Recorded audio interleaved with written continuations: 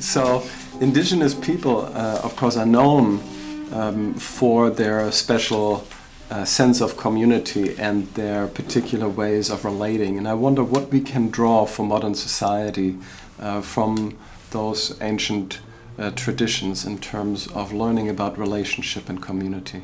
The subsistence economy is founded on four key principles, one of which is community is essential. And it's through the form of community that all sort of assets are controlled, so that your fishing grounds, your fishing camps, your hunting grounds, there's a very fluid usage right in there where just because you're born into a set of user rights. That you come from one clan for your mother and your father's clan. That clan might have fishing grounds here, hunting grounds here, but you are guaranteed those equal rights. It would be almost like the mere fact you're born, you're allowed to have a credit card. In today's society, you have certain economic rights by the fact that you're born into society. But those rights within that community sense are controlled in that community for the collective good of the community.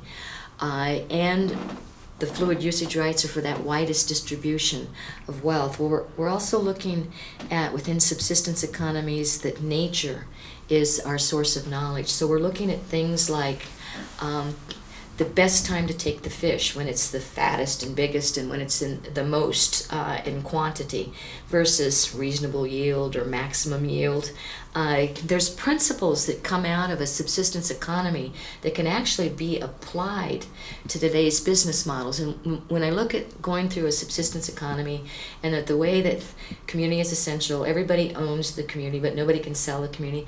If you go back to the 60s, there was an industry that was actually going under. It was in this fit of highly competitive, highly regulated system, and it was the credit card industry. And Visa, DHOC, reorganized the credit card industry because you had each bank issuing its own credit card, competing with each other. And in order to organize credit so it could be distributed widely, as wide as possible, they basically had to come up with principles to operate Visa that were identical to principles to a subsistence economy. There's no one bank inside Visa, no matter how big it is, that has more power than the littlest tiny local bank. You're both a supervisor and a subordinate and a producer and a consumer, all within the entity of Visa. Everybody can own Visa, but nobody can sell Visa. You start looking at this understanding behind that system's design, and you actually see a way out of this mess, because we've got a system now that I believe is perpetuating most of the violence, in that it is a fear-based system. Right? If you truly believe that we're all out for ourselves and we got to get as much as we can because we're going to run out, that is frightening. But it drives consumerism.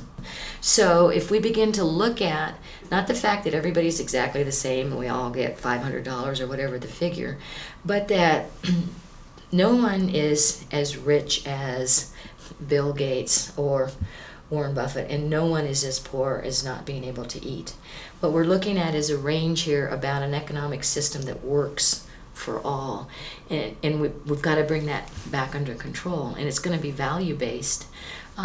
We have to begin to ask how we measure our economy based on the well-being of the society, not on GDP, not on profit margins, but on the well-being of all of us. Those are principles that are coming out of Indigenous understanding. There are principles that come out of the way an ecosystem is interrelated.